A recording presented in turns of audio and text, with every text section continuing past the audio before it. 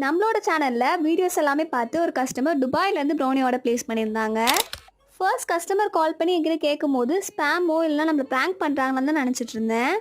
But அந்த customer நம்மக்கிட்ட brownie details எல்லாமே கேட்டுட்டு என்ன ப்ரௌனிஸ் வேணும், எப்போ வேணும் அப்படின்றது எல்லாமே நம்மக்கிட்ட கன்ஃபார்ம் பண்ணிக்கிட்டாங்க.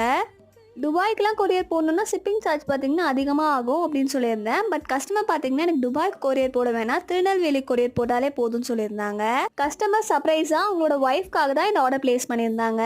1 வீக் முன்னாடியே பார்த்தீங்கன்னா இவங்க நம்மக்கிட்ட ஆர்டர் பிளேஸ் பண்ணிட்டாங்க. டபுள் சாக்லேட் ப்ரௌனி தான் ஆர்டர் பண்ணியிருந்தாங்க.